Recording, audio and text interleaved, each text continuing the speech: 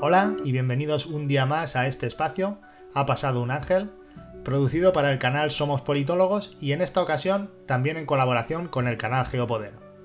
Hoy arrancaremos una serie de 3 vídeos en los que charlaremos con diferentes personalidades respecto a la Unión Europea y a su relación con España. En esta primera entrevista hablaremos con José Papi, empresario y reputado economista y geopolítico que, apoyado en su extensa trayectoria a lo largo de todo el globo, nos dará una visión más que correcta de asuntos claves para la Unión. Sin más preámbulos, que disfruten del programa.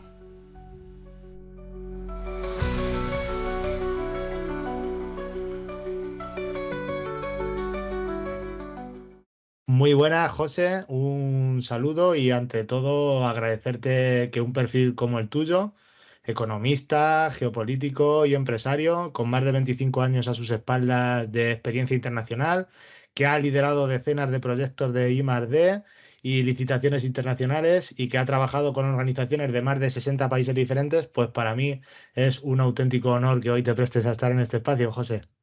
El honor es mío, Ángel. ¿Qué te puedo decir? Muchísimas gracias por la invitación y encantado de estar contigo en esta conversación, contigo y con todos tus seguidores. Muchas gracias, José. Pues quería comenzar la entrevista como la comienzo con el resto, con una pregunta un poco genérica, pero que nos sirve un poco de introducción y para conocer un poco tu opinión personal, y es saber si tú personalmente te consideras europeísta o no. Pues honestamente sí que soy europeísta, pero no soy unión europeísta. O sea, sí me siento europeo en el sentido de que toda mi vida he trabajado en Europa. Yo estoy casado con una señora europea que no es española. He Ujú. viajado y trabajado, insisto, toda mi vida en Europa, pero y veo que hay muchísimas similitudes.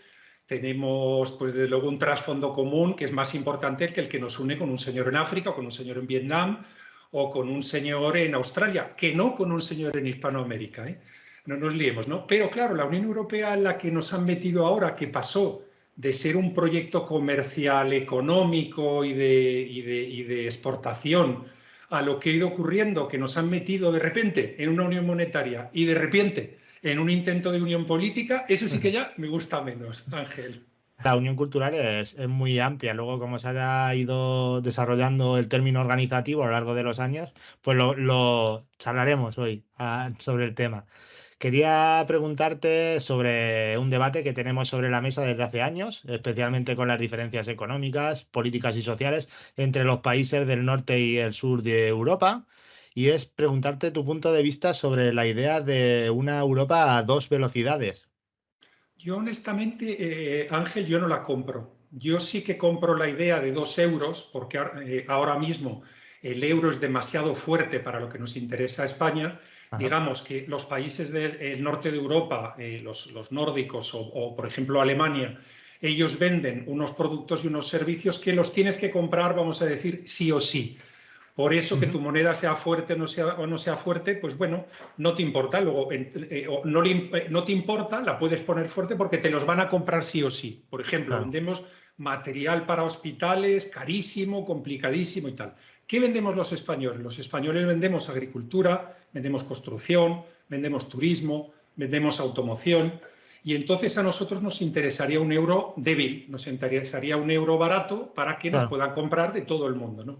Entonces, para mí, la Europa de dos velocidades no la compro. Yo creo que no hay ahora mismo un sentimiento, y perdona que utilice la palabra sentimiento, me parece poco profesional, pero Nada. no creo que haya un sentimiento entre los europeos de que tenemos que caminar hacia construir un Estado europeo. Que Ajá. haya un gobierno en Bruselas, unos jueces en Luxemburgo, unas altas instancias de los representantes de los gobiernos, el Consejo que decidan y demás. Yo creo que no hay ese sentimiento de la ciudadanía, no existe. Entonces, ¿cómo lo han planteado? Han planteado o venís con nosotros a obedecernos a franceses y alemanes y entonces sois europeos de primera, o si no venís a obedecernos a los franceses y a los alemanes, sois europeos de segunda y entonces os damos un Simca, un coche viejo, y allí vais a 80 por hora cuando los demás vamos a 150 por hora, pero claro, con el rintintín de decir que mi coche es mejor que el tuyo, ¿no? Claro. Entonces, yo personalmente no lo compro, ni creo siquiera que la ciudadanía de los países líderes en la Unión Europea, como Francia y Alemania, tampoco se traguen eso. Claro, hay un aspecto que a menudo se pasa por alto y es que una Europa a dos velocidades afectaría a la representación económica, ¿no?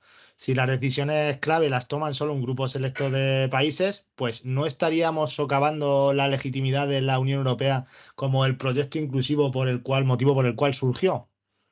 Pues sí, llevas toda la razón, porque al final eso es lo que se dice con luz y taquígrafos, lo que se dice en la rueda de prensa, pero en realidad, querido amigo, lo que acaba ocurriendo es otra cosa, que es que las organizaciones internacionales son un instrumento del país poderoso para que el país Claro. mediano y el país pequeño sea obediente. Ahora bien, eso de decirle, España, tienes que ser obediente a Francia y a Alemania, hombre, te sale algo de orgullo y dices, hombre, eso no. Entonces te lo disfrazo en un tratado, en manifiestos proeuropeos, en artículos, en algo que sea más fácil, digamos, venderte la moto y que tu ciudadanía la compre la moto, ¿no? Entonces, yo creo que el proyecto no es necesario que sea inclusivo. Yo creo que eso son palabras de cara a la galería de Ujú. parlamento de ciudadanos que aplauden pero que no participan de verdad en la política, ¿no? Y yo creo que lo suyo sería decir, oye, tú vete, defiende mis intereses en lo que a mí me interese y en lo que no me interese, pues intenta no firmar o intenta no apuntarte, ¿no? Claro. Además sucede una cosa sobre el rol de España, porque no dejamos estaríamos en una encrucijada interesante, porque no dejamos de ser una de las economías más grandes de la eurozona, a pesar de todas las crisis y todo lo que ha sucedido. Entonces, ¿qué sucedería? ¿Deberíamos posicionarnos junto a los países de primera velocidad o deberíamos abogar por un modelo que dé más tiempo a las naciones que aún enfrentan dificultades estructurales, ¿no? Es que al final, fíjate, nosotros somos muy obedientes a Alemania. ¿Por qué? Porque España al final lo que quiere es seguir emitiendo deuda y lo que quiere es seguir recibiendo subvenciones, ¿vale? Claro. Y incluso ahora hemos hecho la vuelta al ruedo al apuntarnos a la presidencia, a controlar la presidencia del Banco Europeo de Inversiones, porque entonces tenemos también los préstamos. Entonces, acuérdate, deuda, subvenciones y préstamos. Y esa es la jugada a la que juega España. Y los alemanes, a cambio, como tú muy bien has señalado, del voto de España, que es un voto vamos a decir, en músculo en el Consejo Europeo muy importante, porque es Ujú. país grande y digamos que tiene más porcentaje de voto, pues nosotros, con perdón de la expresión, que es poco profesional, pero votamos a pito siempre con Alemania, ¿no? Porque de esa manera nos aseguramos los tres vicios que tenemos, ¿no? El de las subvenciones, el de los préstamos y el de la deuda, ¿no? Pero claro, España en realidad hay unos índices que miden la importancia que tiene tu país en la estructura de la Unión Europea. ¿Y cómo se mide eso? Se mide la cantidad de veces que has ido a reunión de consejo y has logrado que un punto que tú has puesto en la mesa pues se acepte. Tú dices, Claro. yo quiero que este tipo de vasos tengan un estándar español que lo he definido yo y quiero que el resto lo vote si les parece bien, ¿no? Bueno, pues España en ese ranking está en el puesto 13 empatado con Irlanda. O sea, imagínate, 13 de 27. Estamos a mitad de tabla, como un equipo de fútbol medio, ¿no? A mitad de la liga, pero no somos un país, como tú muy bien señalabas, que somos la cuarta economía de Europa. Y la Claro. cuarta economía de Europa, después de los alemanes, los franceses y los italianos, pues es España. Y tendríamos que estar allí mostrando músculos, sacando pecho, ¿no? Y no, Por sin embargo, supuesto. no ocurre. Claro, además es que sería una Europa a dos velocidades, una Europa que avanza a ritmos distintos, sería más realista en este mundo tan diverso en el cual nos exponemos ahora mismo, o estaríamos perdiendo el ideal de una Europa unida e igualitaria por el que tantos líderes como tú sabes han luchado desde mediados del siglo XX, desde el siglo pasado. Es que yo creo que se ha tergiversado lo que querían esos líderes. Esos líderes lo que querían era un espacio de comunicación donde yo pudiera mandarte naranjas, siendo español a ti, que estás en Alemania, y que tú como alemán me pudieras mandar neveras y que yo Claro, pudiera ir a estudiar a tu país odontología y que tú luego te pudieras venir a España a estudiar economía o medicina o lo que quieras, ¿no?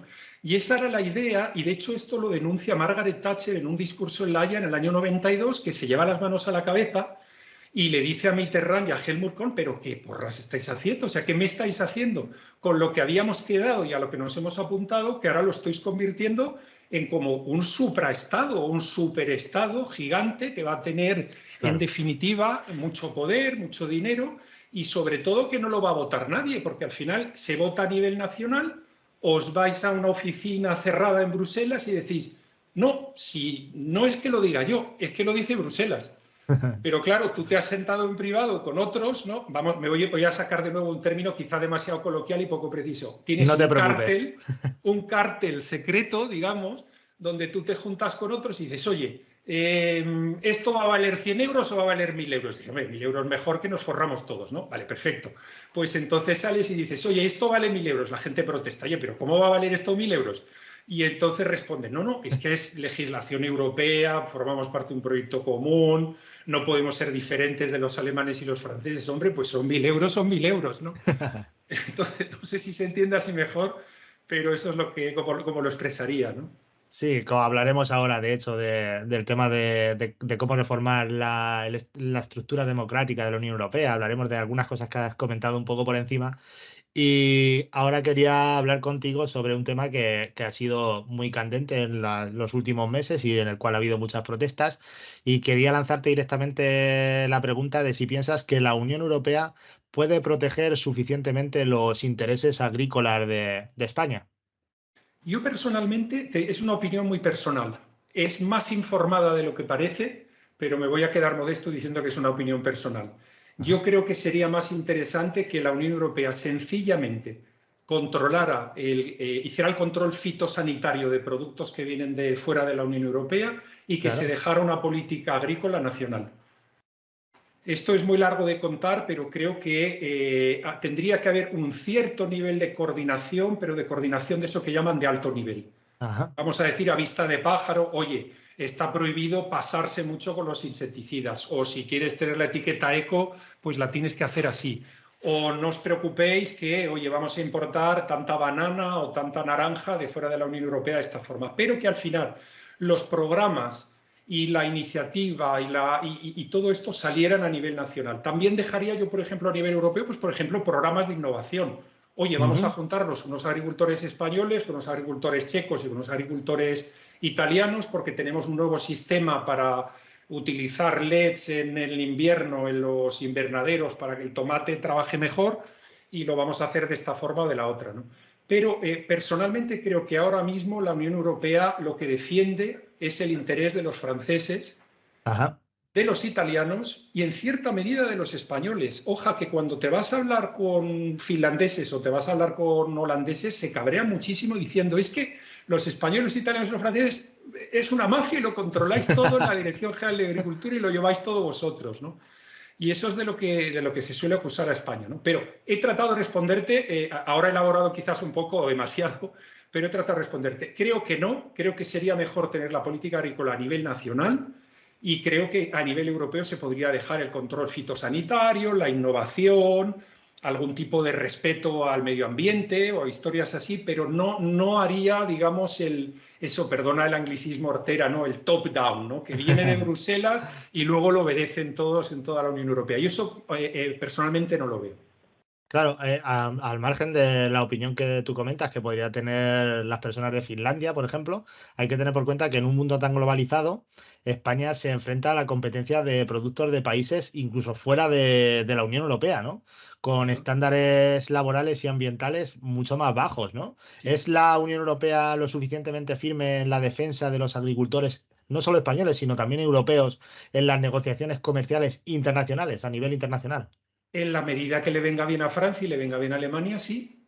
Claro. Lo estamos viendo ahora recientemente, es decir, cuando se va Macron o se va Scholz a una reunión con chinos, tirios y troyanos, con lo que les apetezca reunirse, no pasa nada. Sin embargo, cuando va a algún otro país, como ha hecho por ejemplo Víctor Orbán ahora, que se ha ido a pasear, a saludar a gente, le dicen que eso está prohibido, que tú no puedes hacer eso y demás, ¿no? Es decir, yo hace muchos años que cuando miro qué es lo que va a pasar en la Unión Europea, me dicen, ¿y tú cómo has acertado? Digo, pero si no he acertado, lo que hago, me voy a la cumbre franco-alemana, y en la cumbre franco-alemana dicen, vamos a unificar esto, vamos a separar esto, vamos a autorizar esto, ahora la inmigración es problema, no es problema, es total, la agricultura sí, o sea, yo me lo leo ahí y digo, ya verás, como en medio año, en un año, ¡pum! Bruselas sigue, ¿no? Entonces, claro, al final vuelvo a lo mismo. Eh, Hay tontos, mucho tonto en la universidad, y estoy hablando no de los estudiantes, sino de los profesores. Hay mucho tonto, y yo mismo casi me lo tragué cuando era estudiante, que me contaban, es que esto está llevado por el interés de Europa. Y una porra. No está llevado por el interés de Europa, porque al final el último interés es el interés del Estado-nación. Y las Estados-naciones van allí a hacer taekwondo, baloncesto o balonmano y que gane el mejor. Y tú tienes que defender tu mejor postura, o tu postura más interesante para tus ciudadanos y para tus sectores económicos, Claro. y tienes que ir allá a pelearte. Y de verdad que lo que acaba ocurriendo entre bambalinas, y yo lo he vivido muchos años porque fui secretario general de una patronal europea. Estuve 11 años en ese cargo y eran todo, no voy a decir el taco porque te vas a enfadar conmigo, pero No. eran todo palos, por no decir otra cosa, a puerta cerrada, donde decías, como tú me pongas eso, yo te voy a lanzar lo otro, como tú me apruebes tal, te voy a fastidiar en la ley otra. Y es así como se funciona. Y al final las patronales estábamos en ese debate entre los países y dices, pero si a mí todo lo que me han contado en la universidad es mentira. A mí me han estado contando que era la Comisión el poder de iniciativa, el Parlamento debate las iniciativas propuestas por la Comisión, el Consejo en última instancia decide por qué tal. Que no es así, que es que estos son discusiones o debates a puerta cerrada donde se defienden los intereses de los Estados-nación poderosos, y España Claro. tiene que ir del gimnasio a jugar el partido y a darse palos, porque es que si no, nunca acabamos defendiendo nuestros intereses, ¿no? Claro, por seguir ahondando en el tema de la agricultura, es que España es uno de los mayores productores agrícolas de Europa, por no decirte prácticamente del mundo, claro, Del mundo, claro, que ¿verdad? sí, sí. Y desde mi punto de vista, no sé si le compartiremos, creo que España debería adoptar una postura más fuerte en Bruselas para garantizar que sus agricultores no queden relegados frente a los intereses de otras economías más industriales, ¿no? Amén, amén. Fíjate en la cosa del Mercosur. En el acuerdo del Mercosur, los franceses lo han parado porque les apetecía. Ahora Claro. mismo están en minoría, pero Macron en un paseo en Copenhague, estaba en Copenhague, ni siquiera en París, paseando, dijo, oiga, ¿qué le parece el acuerdo de Mercosur? Y le pone el micrófono y dice, eso a Francia no le interesa, porque si entra la carne brasileña y la carne argentina, nos vamos al guano. Y lo soltó directamente y se quedó la Claro. Comisión Europea como diciendo, ostras, ¿para qué llevamos aquí no sé cuánto tiempo trabajando? ¿Qué hace España? Y te respondo, porque es que llevas toda la santa razón. ¿Qué hace España que no lidere un acuerdo con Mercosur?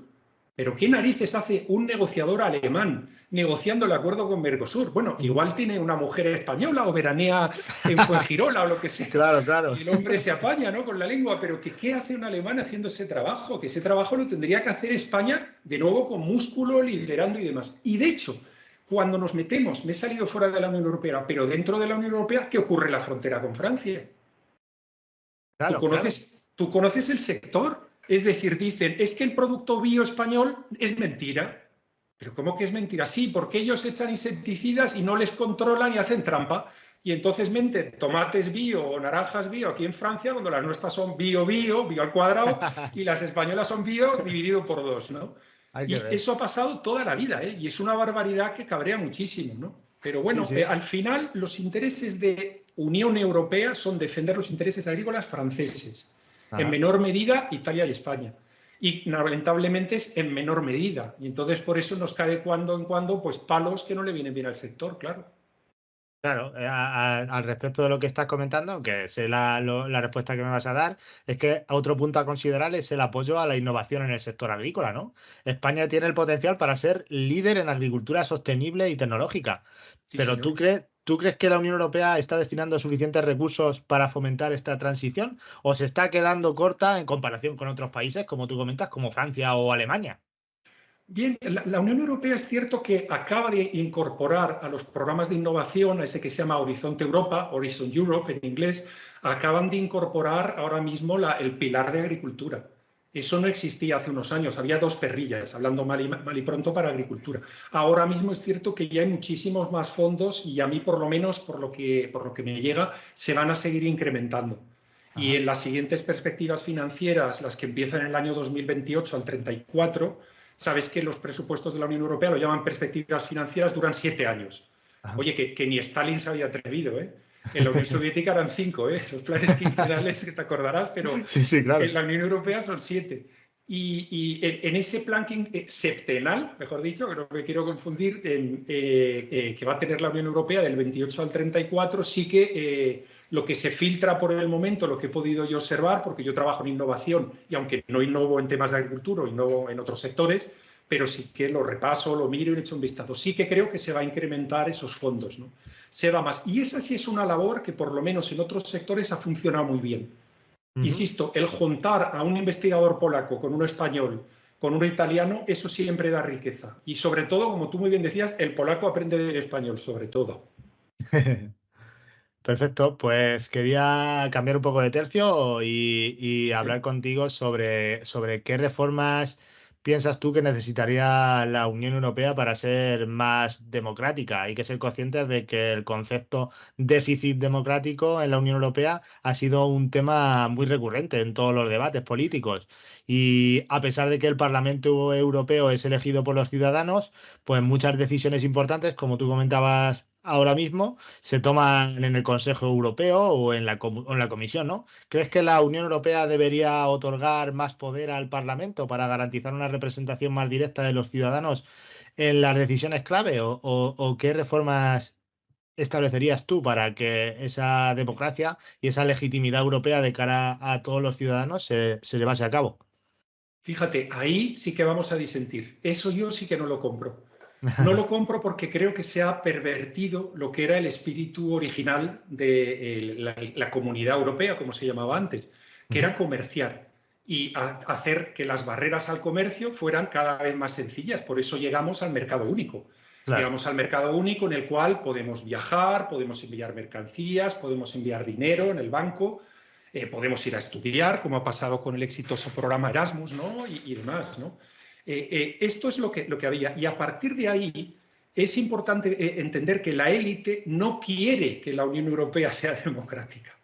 Y está todo disfrazado de lagarterana para que parezca como un Estado-nación, pero no lo es. Tú dices, tenemos a los técnicos, que es la Comisión Europea, que hace la propuesta legislativa. Ahora yo te hago el contrarrelato. Mentira.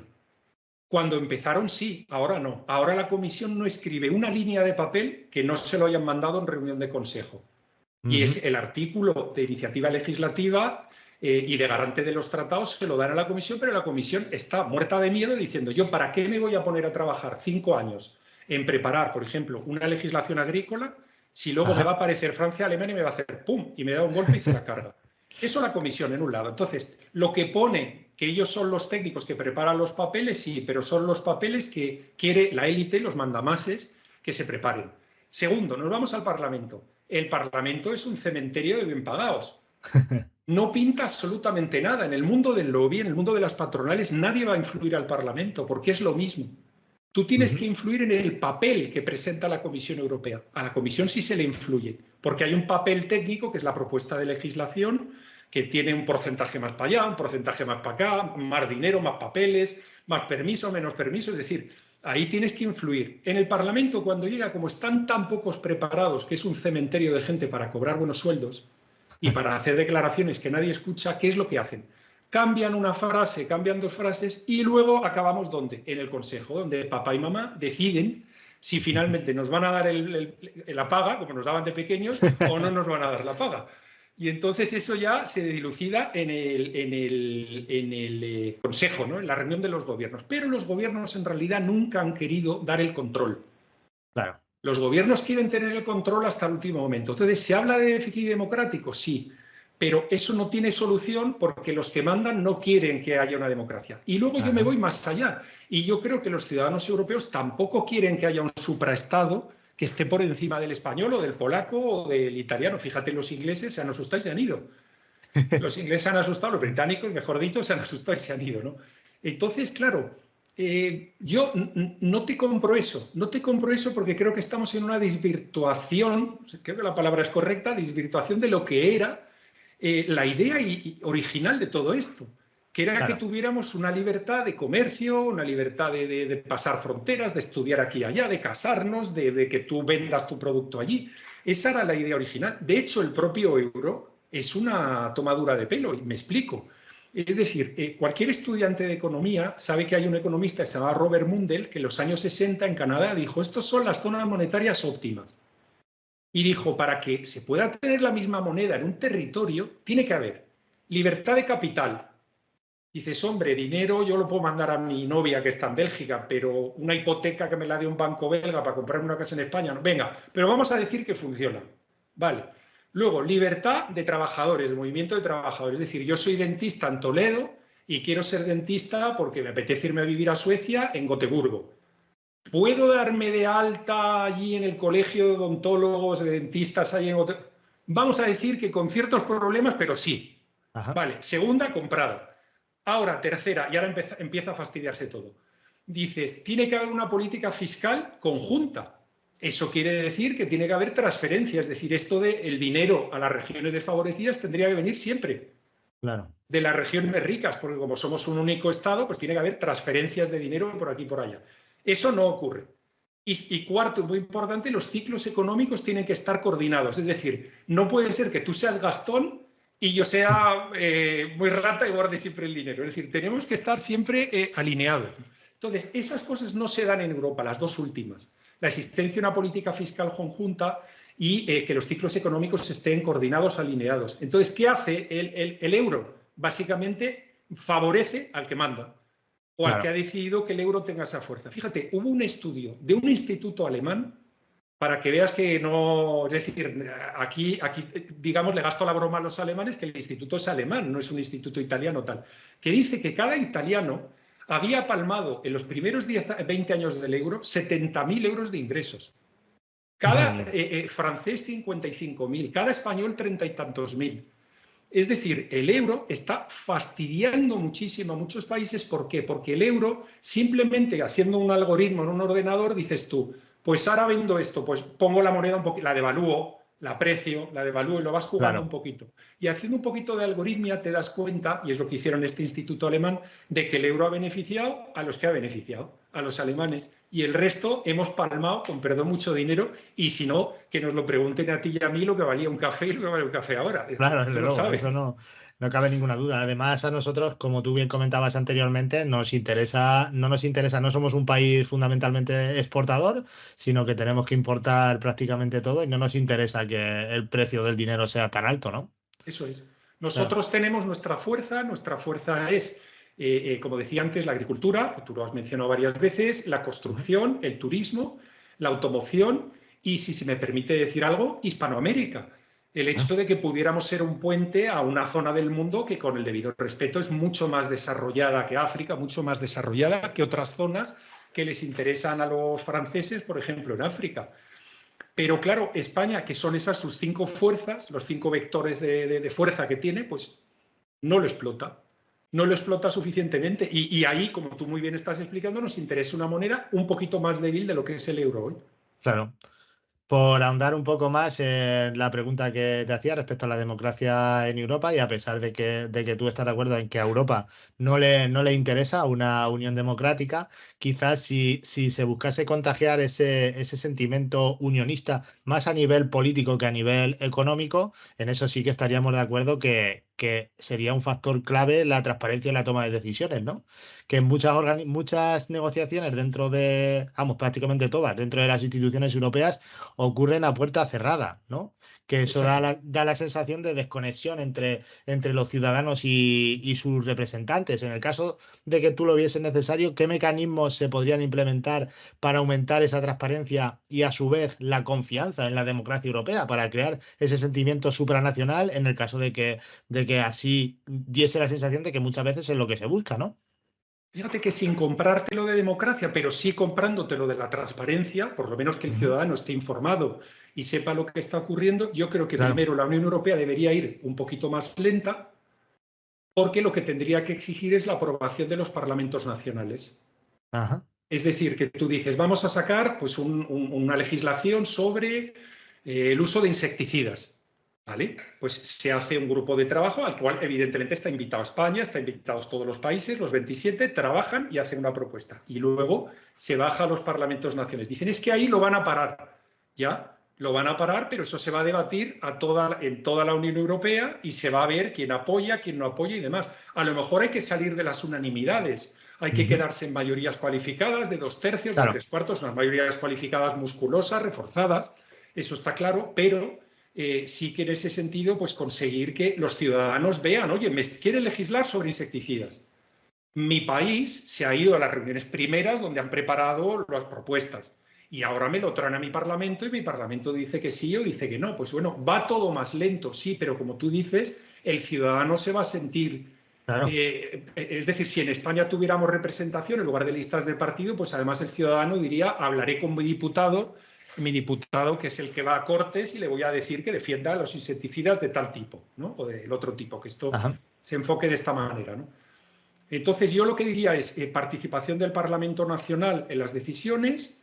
Esto habría que aceptar un cierto frenazo en la velocidad de decisión de la cosa europea, digamos, y evidentemente no dejar las cosas todas con unanimidad, porque si las dejas todas con unanimidad, pues claro, pero sí unas mayorías musculosas, es decir, que el 75% de los países digan estamos de acuerdo, bueno, pues entonces se lanza. Claro. Quería ahora de nuevo cambiar un poco el tema y hablar sobre algo igual que está en el caldero ahora mismo, que es la idea de un ejército unificado europeo, ¿no? Que ha resurgido esta idea en el contexto de las crecientes amenazas globales, ¿no? Desde el terrorismo hasta la agresión de actores estatales, como puede ser el tema con Rusia y Ucrania o el conflicto en Oriente Medio. Quería lanzarte la pregunta de si piensas que debería la Unión Europea tener un ejército unificado. Yo personalmente creo que no tiene sentido. Sí creo que tiene sentido el tener servicios de inteligencia más coordinados. Es Ujú. decir, al estilo de lo que hacen los países anglosajones con su enfoque de los 5 ojos, se están compartiendo todo el rato los canadienses, los norteamericanos, los británicos, los neozelandeses, los australianos, se van pasando todos los datos de malos, buenos y regulares, y entonces son gente que tiene una inteligencia, la palabra inteligencia me refiero a inteligencia en términos de servicios secretos y demás, Ujú. pues muy poderosa, ¿no? Entonces, eso yo sí que lo reforzaría, pero creo que ahora mismo no tiene sentido. Es decir, la OTAN la han conseguido volver a poner de moda, es decir, Ya. cógete un periódico de hace 3 años o 4 o 5, la OTAN no sirve para nada, no hay amenazas globales, Trump es un loco que quiere que paguemos el 2%, que no se va en el siguiente, y luego se abre una puerta cuántica a un nuevo cosmos y de repente la OTAN, a la jugada ha salido perfecta, está de moda, hay que renovar los arsenales, la munición, los tanques, los aviones, hay que ponerse otra vez de moda y a tope. Entonces yo creo Claro. que como cooperación ya existe la OTAN, y evidentemente la OTAN tiene fuerza porque tiene al policía mundial, ¿no? Que es el ogro grande, ¿no? El oso grande, que no son los rusos, sino que son los norteamericanos. Ellos tienen la fuerza y nosotros los europeos pues estamos alrededor. Yo creo que ese es el entorno para trabajar ahí. Lo que yo avanzaría por contra es en servicios de inteligencia más coordinados. Ajá. Sí, bueno, hay que tener, es importante recordar que ya existen mecanismos de cooperación en Europa en cuestiones de defensa, como sería la cooperación estructurada permanente, la PESCO, conocida como PESCO, o la Agencia Europea de Defensa. Pero ¿son estos enfoques suficientes para abordar las amenazas contemporáneas? ¿O las amenazas contemporáneas son solo una sensación, ¿no? ¿O un ejército unificado proporcionaría una mayor efectividad y coherencia en la estrategia de defensa europea? Pues yo creo que no tiene sentido porque los países europeos no tienen ganas de poner los recursos para que eso llegara a buen puerto. Y cuando hablo de recursos hablo no solo de dinero y de equipamiento, sino de Ajá, muertos. claro. Muertos. O dicho de manera más fina, soldados. Ahora mismo, tú lo has visto en el conflicto ruso-ucraniano, hay mucha declaración al aire, mucho envío de ayuda, pero no mucha, y mucha recomendación, pero decirle a un batallón de españoles que se vaya ya a pegar tiros, eso no lo hay. Y Claro. entonces la cuestión es que hasta que no asumiéramos de que ese ejército unificado no es para que vivan 4 burócratas que se pasean por reuniones internacionales y hablan y escriben en un papel que lo que hay en Alicante y lo que hay en Toulouse y lo que hay en Düsseldorf está coordinado y es el ejército europeo, pero vamos, ni se conocen, ni han hablado nunca, y los de Claro. Alicante, los de Toulouse y los de Düsseldorf va cada uno tal. Puede ser que se monte una gran burocracia para decir que eso es el ejército europeo, pero en realidad al final el paso real es el paso real de decir, mandamos un portaaviones lleno de soldados europeos al Líbano, Claro. acongojando, por no decir otra palabra, a los que están allí, diciendo que como nos toquéis las narices o caiga una bomba, os lanzamos 15.000 soldados sobre el terreno, ¿sí o no? Y la respuesta a eso, lamentablemente, es que es no. Lo que quieren es crear estructuras de burocracia que al final acaben haciendo que compremos armas a los países ricos. Ahora mismo Francia y Alemania están reforzando a lo bestia su industria armamentística. El ejemplo Rheinmetall, por ejemplo, en Alemania. Y lo que quieren es que nosotros vayamos a comprarles a ellos los nuevos tanques, los nuevos tal, los nuevos cual. Claro. España no es mala, ¿eh? España tiene también, oye, esta casa que hace unos aviones, los Hércules, que son una maravilla, y también estamos metidos en algunos tinglaos militares importantes. Pero yo de verdad que no lo veo porque no hay una voluntad real de poner recursos, pero recursos en el mal sentido, ¿sabes? Hay que tener por cuenta que la creación de un ejército unificado también implicaría eso, enormes inversiones en recursos y en financiación. Y con la disparidad en los presupuestos de defensa de los diferentes Estados miembros, pues ¿tú piensas que sería factible establecer un ejército que opere de manera equitativa y efectiva? ¿Deberían los países con mayores capacidades asumir un mayor peso en esta financiación? Es que en sí Yo un no, tema complicadísimo. Yo no me lo creo, yo creo que no estaremos tú y yo en la Tierra, estarán hablando, se nos habrá pasado el tiempo en el planeta Tierra, a ti y a mí, nos habremos hecho muy mayores y seguirán hablando burocráticamente de cómo coordinar a un batallón que está en Alicante con el de Toulouse y con el de Düsseldorf. Esto es complicadísimo, porque estamos hablando al final de que esto sería superar la propia idea del Estado-Nación. Fíjate que todos los mensajes de unificación, tanto a nivel de vamos a ser más democráticos, vamos a ser más europeos, vamos a tener el ejército, todos esos mensajes siempre vienen del mismo sitio. Siempre vienen del mismo sitio, que son de los países locomotora. Los países líderes, los países que controlan, dicen, vamos a hacer una cosa que sea yo y todos los demás obedeciéndome. Ajá. No sé, perdóname que sea muy coloquial en la manera de explicarlo. No, perfecto, mucho mejor. Pero es que eso es al final lo que ocurre, y en todas estas medidas al final siempre es lo mismo. Es, vamos todos juntos, pero mando yo. Es como decir, Ángel, vámonos a cenar, pero yo elijo el restaurante. Claro. Vale, tú me dices, y si no me gusta, no.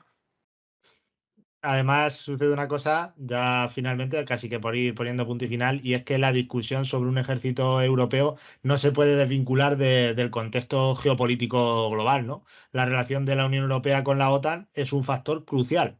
Y un ejército, por si quieres respondérmelo, ¿un ejército unificado complementaría a la OTAN o podría crear tensiones entre ambas entidades? ¿Cómo encajaría esta propuesta en la estrategia de seguridad más amplia de Europa en un mundo multipolar? A los americanos les sentaría cuerno quemado, ¿sabes? Y fíjate, por ejemplo, vamos a coger como ejemplo el conflicto ruso-ucraniano. ¿Tú crees que habría soldados húngaros o soldados checos allí? Fíjate, claro. No lo sabría. ¿O soldados búlgaros? No lo sabría. Nunca. No habría ni uno. Imagínate que la decisión viene de la sede del Ejército Unificado Europeo, que esté en no sé dónde, ¿vale? Entonces, no solo el conflicto con la OTAN, que sería el cabreo monumental de los norteamericanos y que pondrían todos los palos a las ruedas que pudieran, sino que luego digamos, venga, pasamos de los norteamericanos porque, como tú decías, vamos a poner de verdad dinero, vamos a poner recursos, vamos a poner muertos, si hace falta, y nos tiramos hacia adelante. Venga, fenomenal, lo hacemos. Pero es que luego vendría la propia disquisición en interno. Es decir, ¿van a mandar los húngaros un soldado a morir al frente ucraniano? No. Claro. No lo mandarían nunca porque no están de acuerdo con cómo ha ocurrido aquello. Y entonces ya sería, el ejército tal abre una excepción que no participa en las maniobras de no sé qué. Bueno, te digo de verdad, Ángel, que estaríamos tú y yo ya con 110 años, tú y yo ya abuelitos, y estaríamos todavía viendo cómo discuten todas estas burocracias. Lo veo muy complicado. Sí, la verdad que sí. Es, de hecho, la dificultad aquí viene porque yo que sé, también ceder el control de tus Fuerzas Armadas a una entidad supranacional, pues muchos países pensarían que es ir demasiado lejos, ¿no? Habría que buscar Correcto. la manera de equilibrar la necesidad de cooperación en defensa con el respeto a la soberanía de los Estados miembros y eso, como tú bien comentas, es algo que no creo que veamos. Yo creo que has dado la clave tú, lo has dicho perfecto. Es que esto toca tanto a la soberanía que es que esto ya, no digo que de miedo, es que cuesta, es que ya hay países que no lo podrían entender siquiera. Claro. Dicen, o sea, estamos de acuerdo en cooperar en muchas cosas, pero ojo que hay cosas que son nuestras, ¿no? Un ejemplo, Ujú. por ejemplo, es todo lo que ha pasado con las políticas de inmigración. Todo el mundo fue a una como Fuenteovejuna, pero fíjate lo que ha acabado ocurriendo. Ahora dicen los holandeses, me quiero salir, los polacos, me quiero salir, los húngaros, que lo llevan diciendo mucho tiempo, ya no son malos. ¿Sabes? Los suecos ahora mismo ya, los daneses, perdón, también se quieren salir. Está todo el mundo queriéndose salir. Es que es muy complicado. Y fíjate que incluso en un caso como Schengen no ha funcionado. En un caso como Schengen no ha funcionado, que ahora mismo están empezando a bloquear fronteras y demás. Pues ¿cómo vamos a poner una cosa tan importante como es la protección de tus fronteras, como Estado-nación y demás? Yo lo veo muy complicado. Claro, la verdad que sí. Pues damos entonces ya por finalizada aquí la entrevista, José. Ha sido un placer y un privilegio compartir este ratito contigo. Privilegio mío. Espero verte en futuras ocasiones y poder proseguir charlando contigo, dado que todos los comentarios que tú aportas pues son siempre muy interesantes. Muchas gracias, José. Nada, cuando queráis, y de verdad que un honor, Ángel, y un saludo a toda la gente que sigue tu programa. Un saludo para ti también. Y así damos por finalizado el programa de hoy. Espero lo hayáis disfrutado. No olvidéis suscribiros y activar la campanita y os leo en comentarios. Hasta el próximo programa y recordad, la verdad os hará libres.